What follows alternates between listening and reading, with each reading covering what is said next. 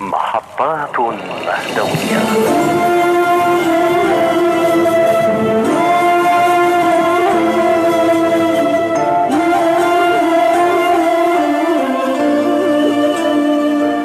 تتوق القلوب إلى رؤية منقذ الإنسانية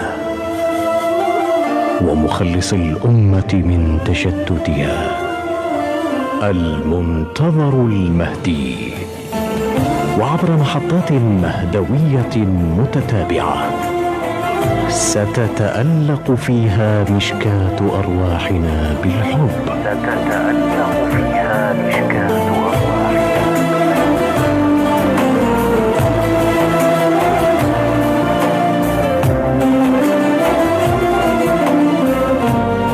محطات مهدوية، برنامج مباشر من إعداد وتقديم علي الحداد، إخراج حيدر الحمامي، الإشراف العام نور الدين عامر.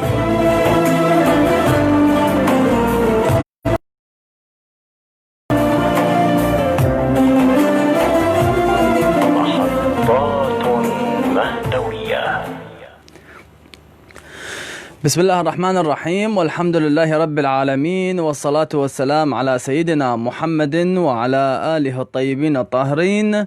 السلام عليكم مستمعينا الكرام، مستمعي إذاعة صوت المجاهدين التابعة لفرقة الإمام علي عليه السلام القتالية. السلام عليكم ورحمة الله وبركاته، وأهلا ومرحبا بكم في حلقة جديدة من حلقات برنامجكم محطات مهدوية.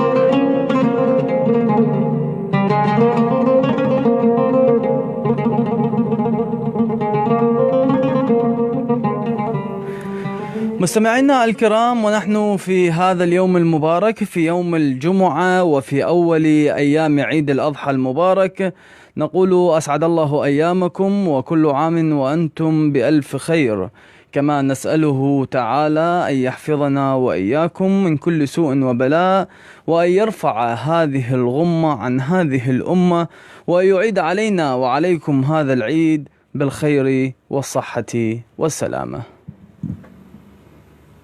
صلوات على الإمام المرتضى، علامات نحسب لك اللحظة بشهر. صلوات على الإمام المرتضى. إلهي يا إلهي متى الغايب يجينا، إلهي يا إلهي متى الغايب يجينا. أغوص ببحر الهموم وأنا شواقي سفينة، أغوص ببحر الهموم وأنا شواقي سفينة. إلهي عجل أمره يا رب اعطف علينا، بدينا نحسب أيام ولا يرجع ولينا، والأيام عشناها من مر الأمار. صلوات على الإمام المرتضى. صف الحال حال الطيور بلا شجر. صلوات على الإمام المرتضى. همت والدنيا لحظات لكن طالت علي، حياتي دمعة غروب تنتبك المسية. أشوفك بالسما بعيد مثل نجم الثريا، وأشوفك مرة بالقاع ونادي عود لي. صلوات صلوات صلوات صلوات صلوات صلوات صلوات. حياكم الله مستمعينا الكرام من جديد في هذه الحلقة من برنامجكم محطات مهدوية. وبالفعل سيكون العيد الأكبر للأمة الإسلامية ولأتباع أهل البيت هو الظهور المقدس للإمام المهدي المنتظر عجل الله تعالى فرجه الشريف، والذي سيملأ الأرض قسطا وعدلا بعد أن ملئ ظلما وجورا. إذا مستمعينا الكرام، اليوم سيكون الحديث معكم في هذه الحلقة عن واحدة من أهم المواضيع المرتبطة بموضوع وقضية الإمام المهدي المنتظر عجل الله تعالى فرجه الشريف، وهي علامات الظهور المقدس للإمام المهدي عجل الله فرجه الشريف. إذن سنخوض في محاور هذه الحلقة، ولكن بعد التشرف بالاستماع لدعاء الفرج فلنستمع له سوية. بسم الله الرحمن الرحيم. اللهم كن لوليك الحجة ابن الحسن صلواتك عليه وعلى آبائه في هذه الساعة وفي كل ساعة وليا وحافظا وقائدا وناصرا ودليلا وعينا حتى تسكنه أرضك طوعا وتمتعه فيها طويلا. اللهم صل على محمد وآل محمد. اللهم عجل لوليك الفرج، واجعلنا وإياكم مستمعين الكرام من أنصاره وأعوانه والذابين عنه والمستشهدين بين يديه وتحت لوائه. إذا مستمعينا الكرام، سيكون معي في هذه الحلقة ضيفنا العزيز الدائم في هذا البرنامج سماحة الشيخ عبد الله الخطيب. فأهلا ومرحبا بكم سماحة الشيخ، وأسعد الله أيامكم في مثل هذا اليوم. حياكم الله وبياكم وجعل الجنة مثواكم، كل عام وأنتم بألف خير. أسأل الله سبحانه وتعالى أن يجعل أعمالنا وأقوالنا كلها ممهدة لظهور الإمام المهدي عجل الله تعالى فرجه، وأن يجعلنا معه في العيد الأعظم عند ظهوره ومن المرضيين عنده، فإن رضا الله رضاهم، أهل البيت يصبرون على بلائه فيوفيهم أجور الصابرين. السلام عليكم ورحمة الله وبركاته. وعليكم السلام ورحمة الله وبركاته سماحة الشيخ، ونسأل الله تعالى يجعلنا وإياكم ممن يتشرفون برؤية الإمام المهدي ومن خدامه إن شاء الله. اللهم آمين. سماحة الشيخ، يعني نريد أن نخوض اليوم في علامات الظهور المقدس للإمام المهدي المنتظر عجل الله تعالى فرجه الشريف. يعني قد يسأل سائل بأنه ما هي الأهمية من الخوض في مثل هذه العلامات والحديث عن مثل هذه العلامات، وهل ذلك مرتبط بقضية الإمام المهدي المنتظر عجل الله تعالى فرجه الشريف؟ بارك الله فيك. طبعا لا شك ولا ريب أن الإنسان عندما يحين علامات بعض ما هو يهتم إليه لابد أن يكون مهيئا لذلك الأمر، مهما يكون ذلك الأمر بسيطا أو جليلا ولكنه يهتم إليه. نعم. فمثلا من علامات أن الزوجة ستلد تحمل. نعم. من دون حمل الله يمكن أن تكون هناك ولادة. بالتأكيد. هذا الحمل يستعدون له استعدادا بحيث تمتنع الزوجة الأم تمتنع عن تناول بعض الأكلات، مثلا تمتنع عن بعض الحركات التي تؤدي ربما إلى إجهاض الجنين. نعم. كذلك كل ما اقتربت علامات ولادة هذا الجنين تجدهم حتى يهيئون له مثلا الملابس. نعم. يهيئون له المكان، كاروك ما شاكل ذلك. نعم. في يعني في وقتنا وفي مجتمعنا. نعم. فكيف إذا كان الأمر ظهور الإمام المهدي عجل الله تعالى فرجه والذي يملأ الأرض قسطا وعدلا بعدما ملئت ظلما وجورا؟ العلامات تؤدي إلى تهيئة أنصار الإمام عليه السلام وإخبارهم إخبارا حقيقيا عن المعصوم أن إمامكم قد اقترب ظهوره، فينبغي أن تستعدوا له وفقا للاستعدادات التي ذكرناها في حلقات سابقة. نعم. وكيف يكون الإنسان مهيئ لنفسه لظهور الإمام عليه السلام، مهيئا لأسرته لعائلته لمجتمعه. نعم. لظهور الإمام عليه السلام. فهذه العلامات نعم تعطي تهيئة للإنسان أنك لا تغفل، ربما يكون الإنسان غافل، نعم. ولكن لما تضربه العلامة وتدق ناقوس الانتظار، نعم. عند ذلك يستعد الإنسان للظهور إن شاء الله. إذن سماحة الشيخ، في ظل هذه العلامات، في ظل الحديث عن العلامات، هل هناك أحاديث وردت عن أهل البيت سلام الله عليهم تؤكد وتوضح مثل هذه العلامات للأمة الإسلامية؟ نعم، لا شك ولا ريب. لو راجعنا علامات ظهور الإمام المهدي عليه السلام لا ربت عن 100، تكون أكثر من 100 العلامات العامة، وهناك علامات يقال لها العلامات الحتمية. نعم. العلامات العامة نعم هي أكثر من 100، وسبحان الله يعني الذي أعتقده أن هذه العلامات تتناسب طرديا مع اهتمام المجتمع لقضية الإمام عليه السلام واستعدادهم. ففي الوقت الذي يكون المجتمع فيه مهيئا لظهور الإمام المهدي عليه السلام مثلا بنسبة 50%، العلامات راح يتحقق منها 50%. إذا كان المجتمع مهيئ 70%، راح العلامات تكون 70% من علامات ظهور الإمام تتحقق. نعم. إذا كان المجتمع مهيئ 90% لظهور الإمام عليه السلام بالصدق، بالوفاء، بالشجاعة، بالكرم، بالعبادة، بالتعاون، نعم. كذلك 90% من العلامات يتحقق. العلامة ما كانت احتباطية، لا، العلامة تؤكد لنا أن هذا المجتمع بهذا المستوى هو مستعد لظهور الإمام عليه السلام. فمتى ما كان المجتمع قد استعد أكثر من 90% إلى 95%، راح العلامات تكثر إلى أن تكون العلامة الكبرى وأهم العلامات اللي هي قبل 70 يوم من ظهور الإمام عليه السلام تكون، والتي إن شاء الله سبحانه وتعالى سنتناولها ما دمنا نتكلم عن العلامات. فلا شك ولا ريب أننا سنتكلم عن أهم علامة إن شاء الله، وهي ظهور اليماني وخروج اليماني بحركته المباركة. سمح الشيخ، يعني قبل أن نخوض في العلامات، نعم. يعني أحاديث أهل البيت نعم كانت توضح هذه العلامات قطعا يقينا من رسول الله صلى الله عليه وآله. كان يتكلم النبي صلى الله عليه وآله عن علامات ظهوره، الإمام أمير المؤمنين صلوات الله وسلامه عليه كذلك في خطبه وعلى منبر الجمعة كان يتكلم عن علامات ظهور الإمام عليه السلام، وكل الأئمة عليهم السلام كانوا يتكلمون عن ذلك.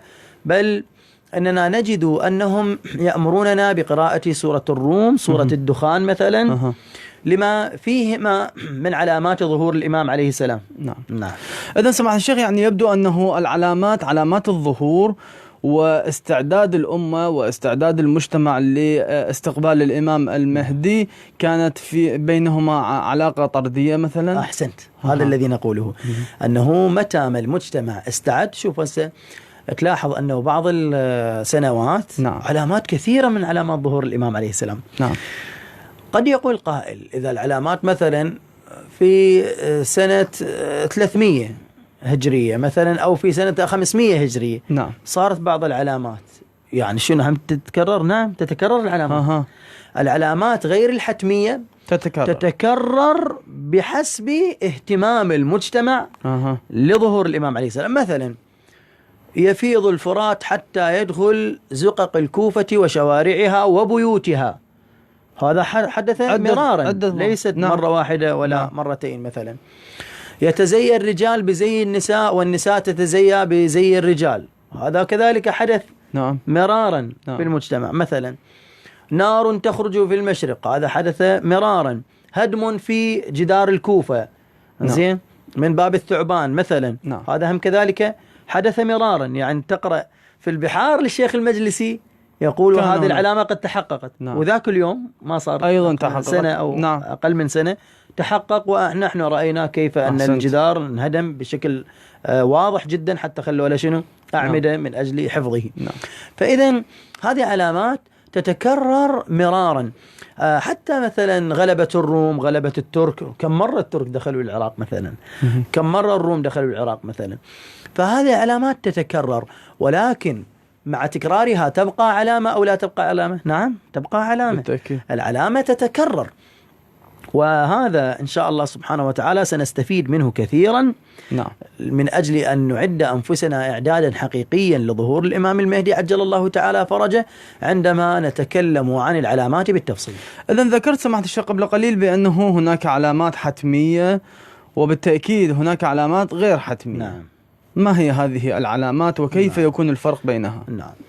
طبعا حتى العلامات الحتمية الواردة في الروايات كذلك فيها شيء من الخلاف. يعني مثلا من العلامات الحتمية الصيحة، نعم، من العلامات الحتمية اليماني، من العلامات الحتمية السفياني.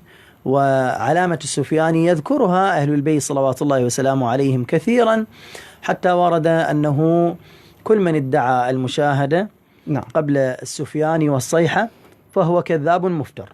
إذن السفياني والصيحة هما علامتان عظيمتان لا بد من تحققهما، وهما من العلامات الحتمية لظهور الإمام عليه السلام. نعم. كذلك الخسف في البيداء. نعم. الخسف في البيداء وهو خسف بجيش السفياني. نعم. يعني هذا مبني على جيش السفياني. هم كذلك يعني يتفرع. إذن يبدو هناك تسلسل في علامات الحتمية. يقول الإمام عليه السلام إنما هو نظام كنظام الخرز يتلو بعضه بعضا. ما شاء تسلسل الله. كما ذكرت. نعم. كما ذكرت بهذا الشكل بالضبط. وحتى هذه العلامات مثلا الصيحة ما هي؟ الصيحة جبرائيل عليه السلام يصيح في 23 من شهر رمضان. نعم. يعني ليلة القدر. نعم. بصوت هائل يسمعه كل مستيقظ ونائم. ونائم يستيقظ فزعة. نعم. يخرج العذراء من خدرها. يخرج العذراء، يعني نحن عندنا أن البنت ربما لا تخرج من بيتها إلا بإذن أهلها. بالتأكيد. قال العذراء، ما قال مثل زوجة ربما هي مستقلة بحياتها. نعم. مثلا نعم. مستقلة بحياتها ربما، ولكن العذراء بنت وبنت بيت يعني، وتخرج من بيتها أصلا ما تأخذ إذنا، لأنه الصيحة الهدة تكون عظيمة، تخرج العذراء من خدرها من بيتها. هذه الصيحة العجيب فيها أنه يسمعها كل أهل العالم، كل منهم بلغته. كل واحد يسمع هذه الصيحة بلغته. جميل. سواء كان ذلك، هذه الصيحة اللي هي من العلامات الحتمية، سواء كانت تلك الصيحة قضية غيبية جبرائيل ينادي. نعم. الله على كل شيء قدير. بالتأكيد. بإمكانه أن يجعل هذا الصوت يصل إلى الصينيين باللغة الصينية مثلا، العراقيين باللغة العراقية، الفارسيين باللغة الفارسية، وهكذا. وقد تكون هذه الصيحة والهدة هي حركة عظيمة سينقلها الإعلام بشكل عام. هذا رأي بعض العلماء طبعا. نعم. ينقلها الإعلام بشكل عام سبحان الله في يوم 23 أو في ليلة 23 من شهر رمضان، كل الفضائيات ستتكلم عن هذه الصيحة، وبالتأكيد بلغات متعددة. طبعا بلغات متعددة، يعني كل فضائية تنقل خاصة ببلد لبلدها بلهجته أصلا، مو فقط في لغته. نعم. بلهجته. هذه الصيحة، هذا من العلامات الحتمية. خروج الإمام عليه السلام سلام الله عليه سيكون مبنيا على هذه الصيحة. كيف؟ في نفس السنة هذا شهر رمضان، في نفس السنة في 10 من شهر محرم سيظهر الإمام المهدي عليه السلام. في الصيحة: يا أهل العالم إن الإمام المهدي من آل محمد قد ظهر فاستعدوا لنصرته. هذه الصيحة اللي سيسمعها كل أهل مكان أو في كل أهل دولة بلغتهم، كل أهل لغة بلغتهم على تعبير أدق. نعم. هذه الصيحة لا بد أن يكون لها ماذا؟ علامات أخرى من بعدها، ومقدمات من بعدها، أو سيلحقها أشياء أخرى وأحداث أخرى. الناس يستعدون شيئا فشيئا إلى أن يأتي عاشوراء. إلى أن يأتي عاشوراء. طبعا سبحان الله الآن العالم شيئا فشيئا يتعرف على عاشوراء أكثر وربما لا تجد بقعة في الأرض لا تقام فيها أو لا يقام فيها عزاء لسيد الشهداء عليه السلام، حتى أن الإمام المهدي عليه السلام عندما يظهر يا لثارات الحسين بهذا الشعار، يا لثارات الحسين. وأول ما يظهر يا أهل العالم ألا إن جدي الحسين عليه السلام قتل مظلوما عطشانا. لماذا يستخدم قضية الإمام الحسين عليه السلام؟ نستطيع أن نقول بضرس قاطع حتى الأمم التي لم تسمع بالله سبحانه وتعالى سمعت بالحسين عليه السلام. بالتأكيد. ربما واحد الآن مثلا يقول هذا شيء مبالغ به، ولكن لو شوية يدقق ويكون منصف، الله عز وجل هو رب الحسين ورب الأئمة، والحسين عليه السلام ما هو إلا عبد من عبيد الله عز وجل. ولكن الله في خلقه شؤون، وجعل الله سبحانه وتعالى بقدرته للإمام الحسين عليه السلام شأنا عظيما، بحيث تجد أن الأمة كلها في شعائر الإمام الحسين عليه السلام تسأل ما هذا؟ هذا رجل قتل. وحتى الذين لم يكونوا مسلمين، هذا دليل على أنه حتى من لم ترده الرسالة الإسلامية ولم يؤمن بها قد تأثر بالإمام الحسين عليه السلام، وربما أوضح مصادق ذلك، مصادق بالآلاف صدقني. سماحة الشيخ، يعني الكثير رأيناهم في هذه السنين التي سبقت، السنين القريبة، رأيناهم بأنهم آمنوا بالإسلام على أثر عن طريق الإمام الحسين وعن طريق شعار الإمام الحسين بالتحديد. لطيف جدا. وحتى من لم يؤمن بالإسلام تجد يقول علمني الحسين أن أكون مظلوما فأنتصر. شيء عظيم. مثلا يرى أو ينظر للإمام الحسين عليه السلام، يراه بطلا مقداما، يراه قائدا شهما، ما يراه إماما معصوما وكذا.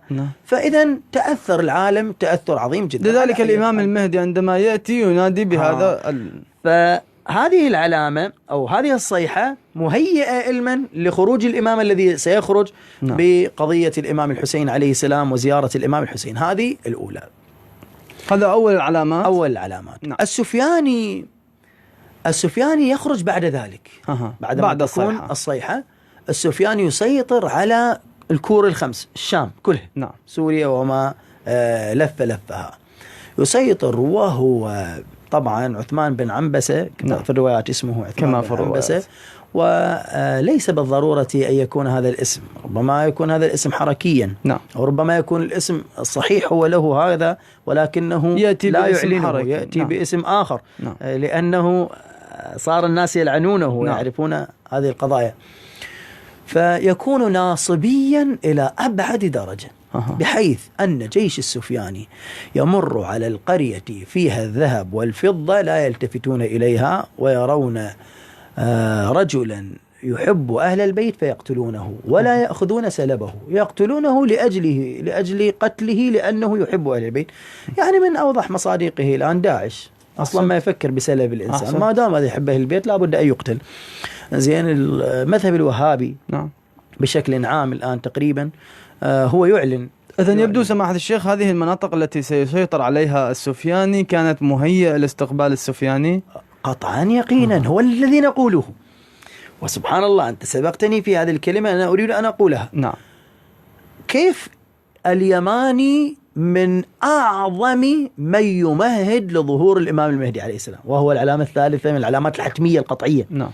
قلنا الصيحة، ذكرنا السفياني يظهر، لأنه الصيحة تذهله. شنو هذه؟ راح يصير للتشيع شيئين، راح يصير كذا، فيتحرك بقوة. السفياني عندما يتحرك بقوة السفياني يخرج أهل اليمن بشكل عظيم لنصرة الإمام المهدي عجل الله تعالى فرجه الشريف. فتكون حركة في اليمن حينها، بعد سنة، بعد سنتين، بعد 100 سنة ما نعرف، تكون حركة في اليمن تهيئ وتمهد لليماني. اليماني يكون ذو منعة، يعني مو يكون إنسان بسيط. اليماني يسيطر على اليمن ويحكمها سياسيا كذلك. يعني اليمن تكون منيعة أولا وقوية جدا عند ظهور اليماني، وكذا إذا أمر بأمر لا يلتوي عليه أحد. في الرواية الملتوي عليه في النار. ونستطيع أن نحمل ذلك على كلا أطروحتين. نعم. أطروحة أولى الملتوي عليه في النار، في نار الدنيا، وهو ملك بعد، أنت جاي تخربط مثلا بدولته، تروح للسجن، نعم. تروح للنار. وفي النار، في جهنم، وكلاهما صحيح. نعم. كلاهما صحيح لأنه مسيطر. والذي نراه أن اليماني، نحن قلنا سابقا أنه لا توجد سفارة خاصة، السفارة كلها عامة، انتهت في موت السفير الرابع. أحسنت. نعم. هذا انتهينا منه. نعم. حتى أنا قدمت المقدمة حتى لا يقول قائل أنه هذا مناقض لما ذكرتموه في الحلقات السابقة. لا، ليس مناقض، بس أريد شوية واحد يتفهم الموضوع بدقة. الظاهر أن اليماني عندما يظهر في حركته يكون الإمام قد ظهر للخواص. الإمام ظهر. إذا سمحت الشيخ، قبل أن نخوض في موضوع اليماني وفي صفاته وعلاماته، عندنا اتصال لو تسمحون. إن شاء الله. السلام عليكم أخي أبو نور، حياكم الله وأسعد الله أيامكم في مثل هذا اليوم المبارك في أول أيام عيد الأضحى المبارك. حياكم الله أخي أبو نور. السلام عليكم. عليكم السلام ورحمة الله وبركاته. سيدنا ومولانا صاحب الزمان بالعيد الأضحى، أعاده الله عليه وعلينا باليمن والبركة. حياكم الله، بارك الله بك. أريد الداخل هي الشيخ. نعم تفضل الشيخ يسمعكم. صيحة وبعدها السفياني. نعم. أعتقد أن السفياني يظهر في رجب، في الأول من رجب، هو واليماني والخراساني في يوم واحد في شهر واحد. نعم. الصيحة في رمضان. نعم. بعد رجب شعبان ورمضان. نعم. فالسفياني يظهر قبل الصيحة وليس بعد الصيحة. نعم إن شاء الله سنفصل ذلك إن شاء الله.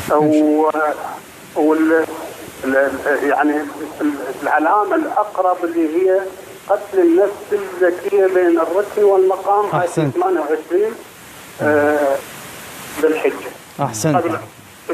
لا بس أركز على أنه السفياني قبل الصيحة وليس بعد الصيحة كما ذكر الشيخ. إن شاء الله سماحة الشيخ سيوضح هذا الموضوع إن شاء الله.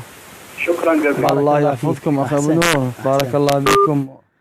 طبعا كلام الأخ أبو نور دقيق جدا، ولكن كما بينا سابقا، وهو أن السفياني ليست حركة هي غير موجودة ثم توجد مباشرة، لا، هي موجودة على طول الخط. نعم.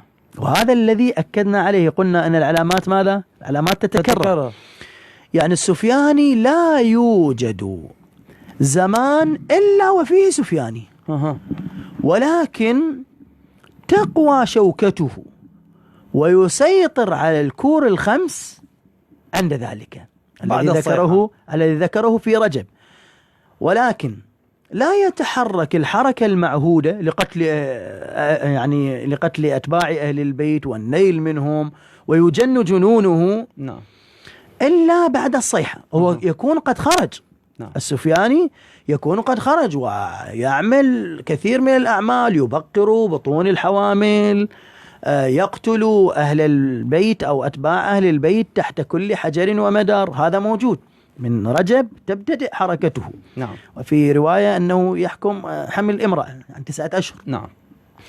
ولكن يجن جنونه بعد الصيحة، لأنه الإمام عليه السلام يكون قد أوعز إلى وكيله، هذا الذي وصلنا إليه اللي هو اليماني نرى أنه وكيل خاص للإمام عليه السلام، يعني نيابة خاصة، يعني الإمام يبعثه.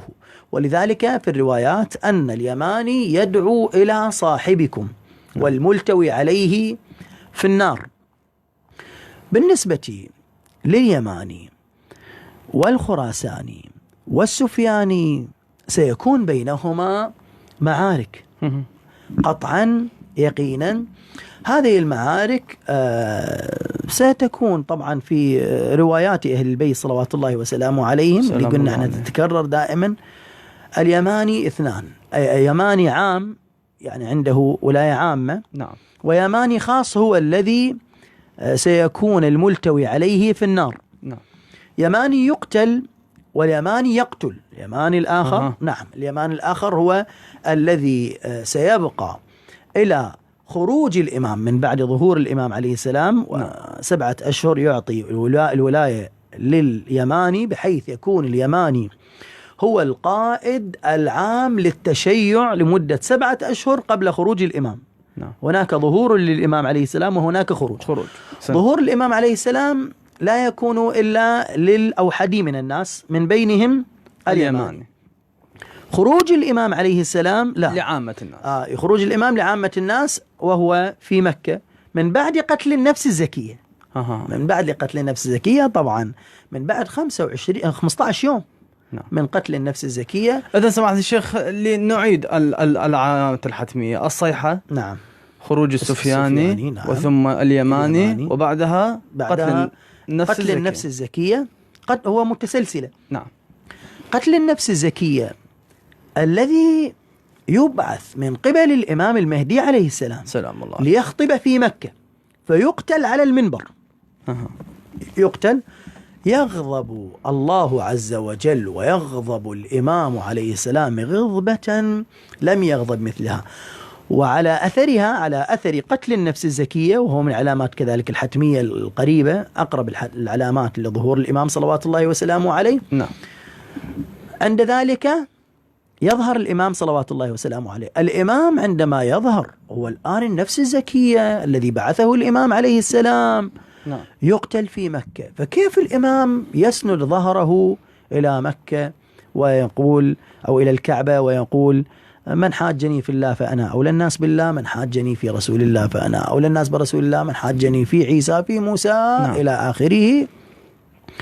يقول اليماني بجيشه يكون منعة للإمام المهدي عليه السلام من القتل. إذن اليماني ينصر الإمام في مكة. ينصر الإمام في مكة. أما كيف سيذهب اليماني إلى مكة، وكيف سيكون هناك منع وقوة للإمام المهدي عليه السلام عن طريق اليماني الذي أعد جيشا جرارا، في رواية 10,000 أو يربون عن 10,000 لنصرة الإمام صلوات الله وسلامه عليه، هذا يحتاج إلى تفصيل يطول بيانه. إذا سمحت الشيخ، لو تسمحون لنا بفاصل قصير وبعده نكمل محاور هذه الحلقة. الله لكل خير. أحبتي المستمعين، فاصل قصير وبعده نعود إليكم، فابقوا معنا.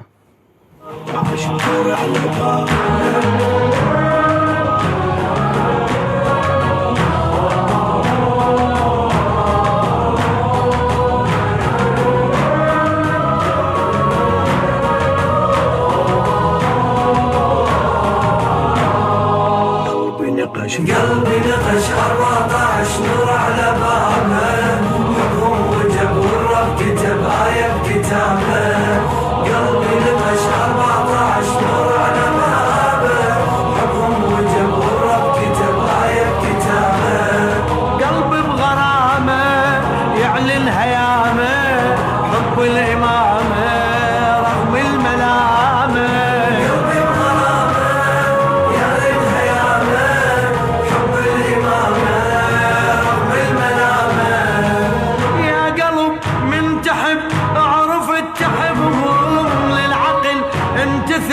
واسلك بدربهم المصطفى بالعدد عترته حسبهم، بالاسم والوصف عن وحي كتبهم.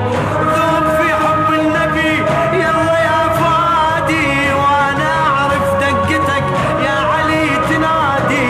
فاطمة يا فاطمة صار لك ودادي، عن وعي مو عن جهل ماخذ اعتقادي. حب المحمد للمرتضى امتد، هيا علي اشهد فاطمة المسند. حبها علامة لأهل الكرامة، لأهل الكرامة حبها علامة. يا الهيامة حب الإمامة رغم الملامة.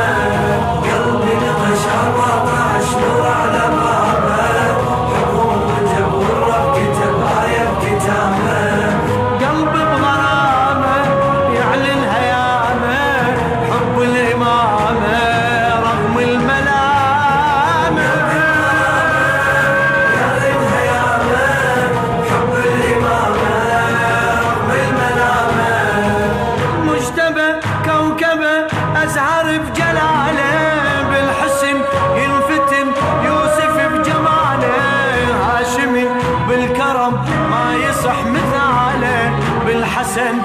فرجتي ذابت بخصاله للحسين أنا انتمي هو كل نصيبي بيك سودن العشق والله يا حبيبي أدعو باسمك واعتقد سامع ومجيبي فرقتك بي جرح شوفتك طبيبي عاشق واحبك وبقلبك تبك معشوق احسبك عين على دربك هجرك ندامه قربك سلامه قربك سلامه هجرك ندامه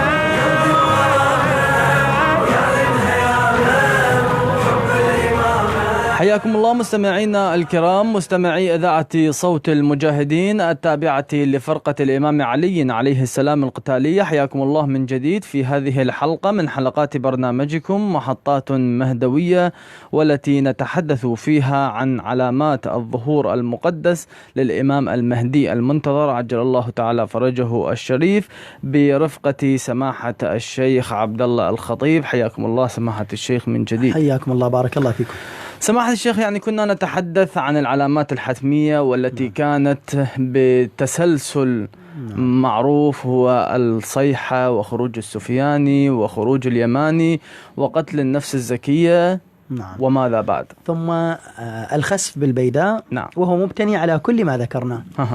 يعني يجتمع ربما تجمع هذه العلامة الخسف بالبيداء تجمع كل العلامات الحتمية. الذي يريد أن يحفظ العلامات الحتمية ولا يذهب عن ذهنه شيء منها عليه أن يتذكر الخسف بالبيداء. الخسف بالبيداء ما هو؟ الإمام المهدي عجل الله تعالى فرجه يكون في مكة. نعم. والسفياني عندما يعلم أنه في مكة ويعلم أن اليماني ذهب لنصرته ومنعته، والظاهر أن الحكومة في السعودية عندئذ تكون ضعيفة لا يمكنها القضاء على الإمام وتعلم المهدي. بوجود الإمام، ويعلن الإمام عليه السلام بالفضائيات نستطيع أن نقول لأنه خطاب الإمام المهدي عليه السلام في مكة يسمعه كل أهل العالم كل بلغته. إذن يمكن أن نقول هذا الظهور وقبل الخروج. الآن الخروج. الآن الخروج. الآن الظهور يكون يوم 23 شهر رمضان، اللي صيحة يعني هذا ظهر الإمام بالصيحة، ألا وأن الإمام المهدي قد ظهر.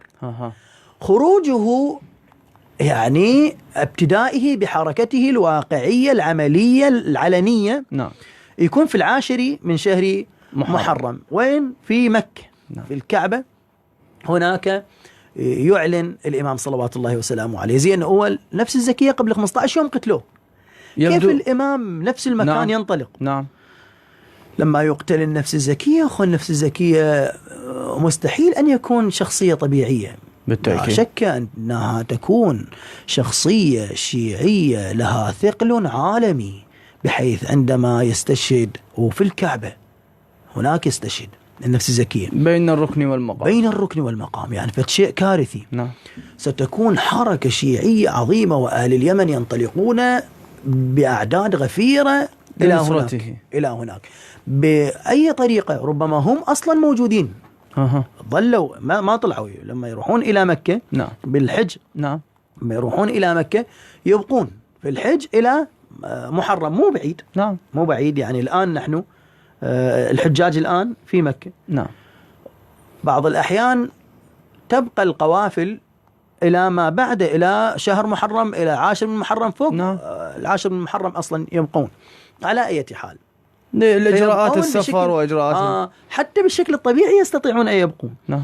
حتى مثلا اللي طيارته تريد ترجع هو ما يرجع، يجدد إقامة. شو المشكلة؟ نعم. ماكو مشكلة على أي حال. يعني أقصد حتى مو من ناحية فقط الغيبية، وإن كان يجمع الله سبحانه وتعالى أنصاره كقزغ الخريف وتنقلهم الغمام في رواية، والغمام هم كذلك ربما نفسره بالطيران أو ما شاكل ذلك، ولكن كلموا الناس على قدر عقولهم. أو مثل المفتقدون من فرشهم تستيقظ المرأة فلا تجد زوجها وإذا به بين الركن والمقام في نصرة الإمام صلوات الله وسلامه عليه. وكل ذلك ليس عجيبا وليس غريبا، ممكن لا غريب من الناحية المعنوية والروحية والغيبية. نعم. سليمان عليه السلام قال من يأتيني بعرشها قبل أن يأتوني مسلمين، لا يقول قال الذي عنده علم من الكتاب أنا آتيك به قبل أن يرتد إليك طرف. إذن هذا ممكن عقلا، ممكن. وبالمعجزة ممكن. زين. حتى من الناحية الطبيعية، يعني المفتقدون من فرشهم، شنو المشكلة أنه الإنسان نائم في غرفته مع زوجته ويأتيه مثل رسالة أو كذا، يروح للمطار يطير بالليل وإذا به بالكعبة، شنو المشكلة يعني؟ لا ماكو يعني أبدا. نعم. مو صعبة، ساعتين تقريبا. نعم. ساعتين هو هناك انتهى كل شيء. على أي حال، فالمفتقدون من فرشهم قبل كان بعض الناس اللي لا يؤمنون بالغيب أو عندهم تقصير في الإيمان بالغيب، كيف يعني واحد بالعراق وساعتين 3 لنا بمكة؟ يا أخي بطلوا هاي سوالفكم مثلا. نعم. هذا موجودة قبل بالتأكيد. أما الآن حتى الماديين نعم. لا يتكلمون بهذا الكلام، لأن الطيران الآن سريع وبإمكانه أن يصل إلى هناك بهذه السرعة. والله أعلم بعد إلى ظهور الإمام عليه السلام كيف المواصلات تصير، ربما أسرع بعد من هذه الطائرات. على أي حال نعم. لا نأخذ وقتنا في ذلك، وهو ممكن قطعا يقينا ممكن. نعم. وليس مستحيلا. فالإمام عليه السلام في مكة السفياني مسيطر على الكور الخمس. نعم. فيأتي الشام وما جيش جرار لقتل الإمام المهدي عليه السلام. الإمام يفزع ويخرج من مكة إلى المدينة. فلما يصل جيش السفياني إلى مكة ويعلم بأن الإمام انطلق إلى المدينة يتبعه من أجل قتله، فسبحان الله يخسف بجيشه في البيداء. زين. وينادي المنادي بين السماء والأرض: يا بيداء أبيدي القوم، لا ينجو من كل جيش السفياني. هو من يروح من جيش السفياني؟ يروحون ألعن خلق الله. هو مو كل جيش السفياني ينطلق، لا، ولكن يعني ألعن خلق الله من جيشه، القيادات يعني المهتمين للنيل من الإمام. نعم. مهتم للنيل من الإمام. هؤلاء يخرجون على أثر الإمام من أجل قتل الإمام عليه السلام. فينادي المنادي: يا بيداء أبيد القوم. أنا يعني أمثلها بمثال موسى عليه السلام. أحسنت. عندما خرج وعبر البحر وجاء فرعون وجنود فرعون، والله سبحانه وتعالى أذن للبحر أو أمر البحر أن يرجع بحرا. نعم. من بعد ما كان كالطود العظيم. أحسنت. كذلك هذه البيداء ستبتلعهم، لا ينجو إلا 2. هؤلاء كلاهما من جهينة، يعني أخوان. نعم. من جهينة. واحد يرجع إلى السفياني يخبره. نعم. إذن السفياني ليس في هذا الجيش. ولكن السفياني يبعث، لأن السفياني رئيس ما يروح بنفسه، بعدين يذهب ويقتله الإمام عليه السلام. ولكن هو يبعث جيشا جرارا من أجل قتل الإمام عليه السلام. نعم. يرجع منذر أو منذر. نعم. إلى السفياني يخبر بموضوع الخسف. وكلاهما سبحان الله في الرواية كلاهما يكون رأسه بالعكس، يعني كل علامات يتلو بعضها بعضا. رأسه إلى الخلف، يعني يمشي بالعكس يكون. نعم. ومبشر الظاهر هذا بمجال كان محب لأهل البيت أو مغرر به مبشر. يذهب إلى الإمام المهدي عليه السلام ويخبره أنه قد أبيد جيش السفياني ولم يخرج منه إلا هو وأخوه. أخوه يذهب إلى السفياني يخبره. نعم. وهو جاء إلى الإمام المهدي عليه السلام فيستتيبه الإمام عليه السلام فيتوب فيرد رأسه طبيعيا. نعم. هذه هي العلامة المبنية قلنا على العلامات الأخرى، وهي علامة الخسف بالبيداء، لأن الله سبحانه وتعالى ثم يبدأ الإمام بحركته. بعد الإمام عليه السلام يبدأ إن شاء الله بفتوحاته ويذهب إلى بيت المقدس عن طريق وكيله ووزيره عيسى بن مريم. نعم. عليه السلام. سلام الله عليه. وهذا هم كذلك هم من العلامات. عيسى بن مريم عليه السلام يعدونه من العلامات، مع أنه هو بعد ظهور الإمام المهدي عليه السلام. نعم. يظهر. إذن سماحة الشيخ، هذه العلامات الحتمية التي إن شاء الله ستتحقق قبل ظهور الإمام المهدي. إن شاء الله. ما هي العلامات الغير حتمية كثيرة وكيف جداً. يكون الحديث عنها؟ نعم. العلامات الغير حتمية كثيرة جدا لا يمكننا استيعابها، وهي علامات كالتي قلناها، أنه مثلا الله سبحانه وتعالى يجعل السماء تحبس قطرها. من باب آخر تمطر الدنيا 40 مطرة مستمرة. 40 مطرة مستمرة. هذا دليل على أنه الخير قد أقبل. نعم. حتى تخرج الأرض أفلاذ كبدها. وفي رواية أموات يخرجون من قبورهم يضربون كل عدو لآل محمد. هذا كذلك من العلامات. كذلك مثلا سيطرة الروم على مناطق واسعة من بلاد العرب، كذلك دخول الترك الجزيرة، كذلك مثلا من العلامات الغير حتمية لظهور الإمام صلوات الله وسلامه عليه النار والهدة، وكذلك خسف في أكثر من بلدة غير الخسف بالبيداء، خسف في أكثر. إذن علامات كثيرة ولكنها غير حتمية. حتى الحتمية عندنا فيها كلام، حتى الحتمية نعم. طبعا عندنا نحن شروط ظهور الإمام تكلمنا عنها سابقا. نعم.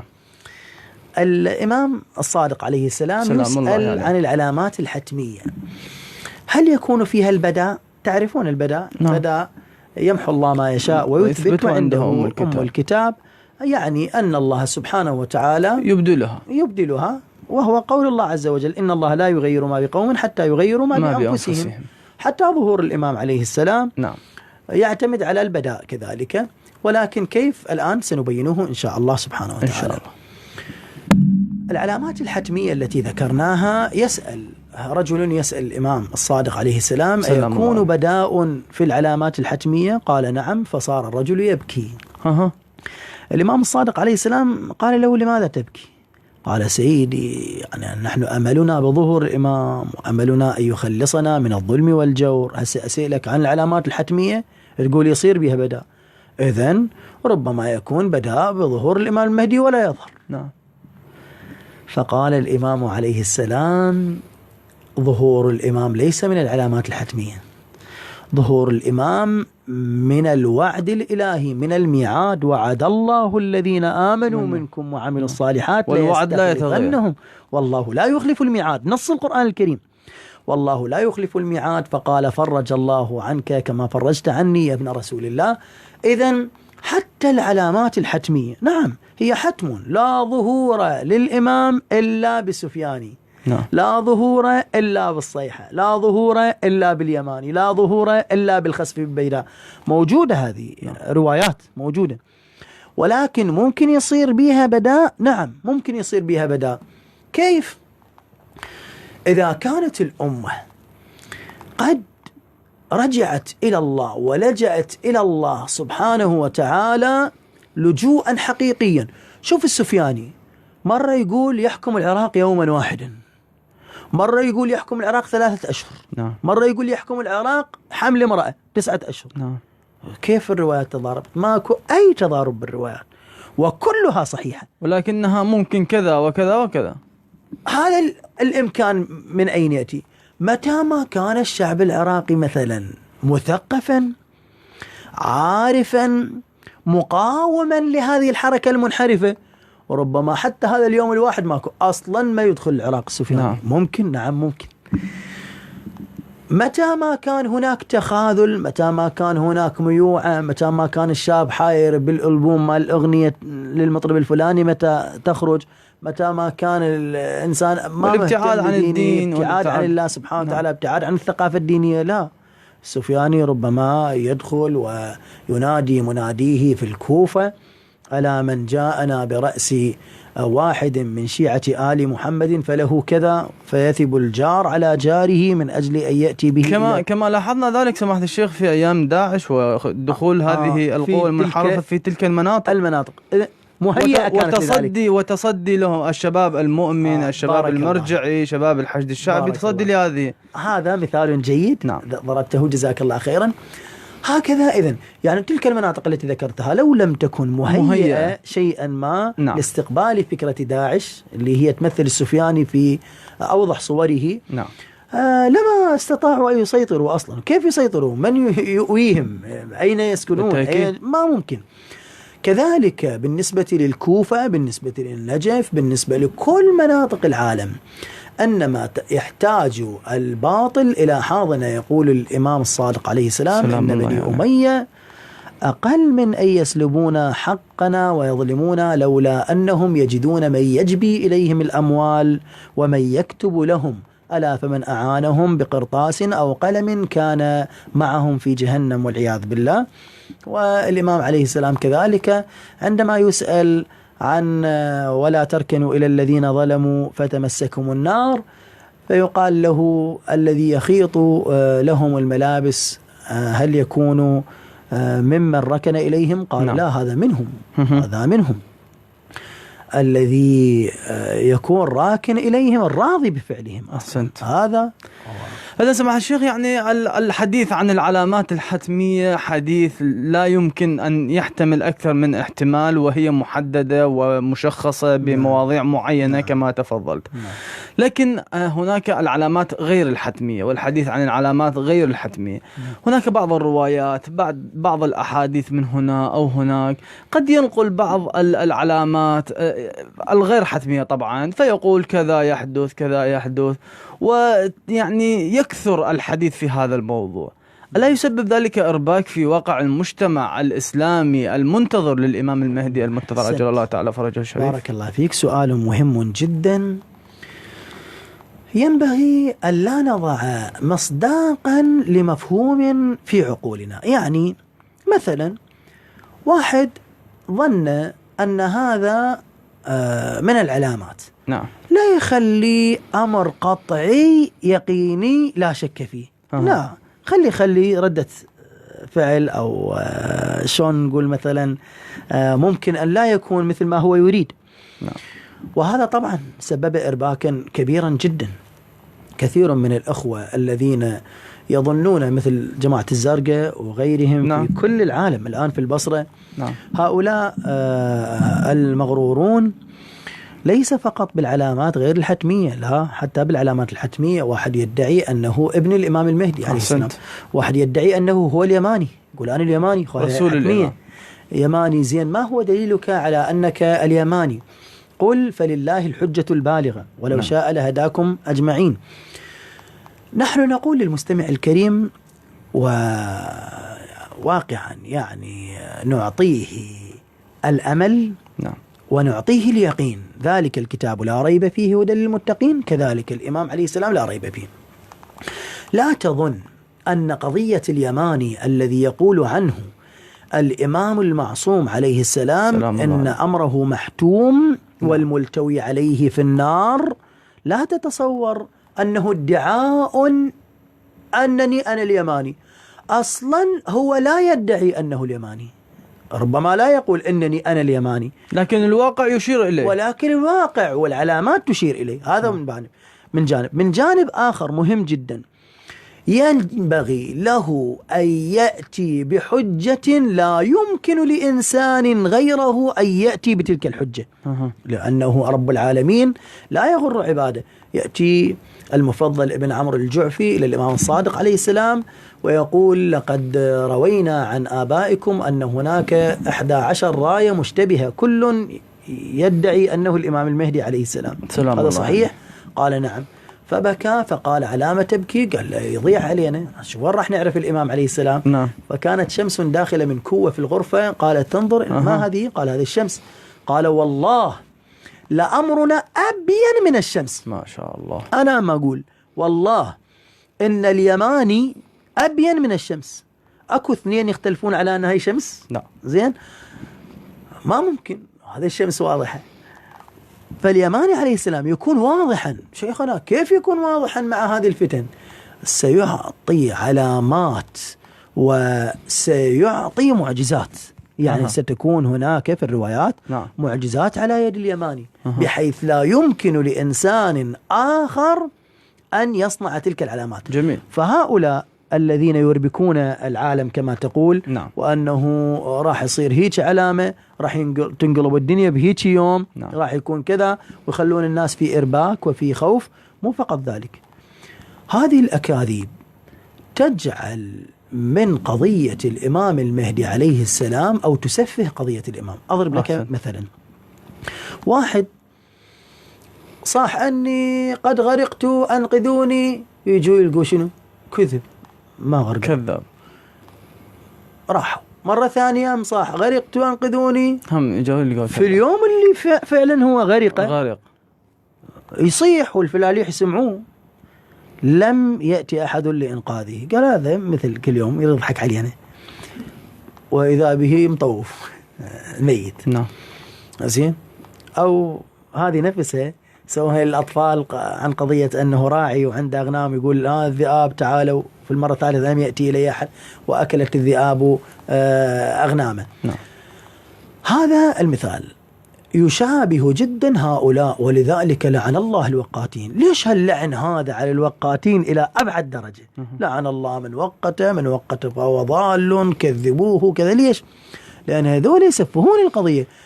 الناس أنا هسه أعرف شباب متعلقين بقضية علامات الظهور، كل ما واحد قال فلان علامة وراح يظهر الإمام كذا، تالي هسه تقريبا إما ألحدوا أو تركوا مسألة الإمام المهدي بشكل عام ولا يسلمون بها. إذا سمعت الشيخ يعني يبدو أنه بسبب هؤلاء اللي ذكرتهم أنت. إذن بسبب هؤلاء يبدو أنه هؤلاء عندهم يعني خطة مدروسة وموثقة من أجل النيل من الإمام المهدي. هي طريقة، بارك الله فيك، طريقة أخرى تضرب. يعني مثلا الناس يحبون الإمام المهدي عليه السلام، يجي واحد يشتم، يجي واحد يلعن، يجي واحد يكفر الإمام المهدي عليه السلام أو يسفهه، ما يقدرون. يجيبون واحد لا مؤمن بقضية الإمام المهدي ويدعو له بالظاهر، ويدعو له ليشوفه، يقول هو هذا الممثل الأول للإمام المهدي احتمال بالعالم، لأنه هو لكنه يضمر شيئا آخر. ولكن أصلا هو شي يسوي عن علم وعمد، يقول بعد فلان يوم هيك راح يصير. نعم. ما صار كذا، ما صار كذا، ما صار. عند ذلك بعد شنو؟ لما يكون الحقيقة هم كذلك لم يتفاعلوا معها، يظنون أنها كاذبة ككذب هذه الأكاذيب اللي يتكلمون عنها هؤلاء الذي ذكرتهم. وقانا الله سماحة الشيخ وإياكم من هؤلاء المنحرفين ومن هؤلاء الذين يشوهون صورة الإمام المهدي عند العالم الإسلامي.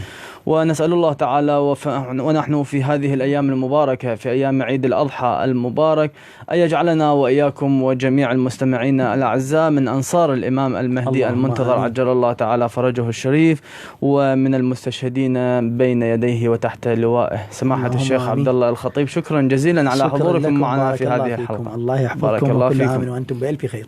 حياكم الله.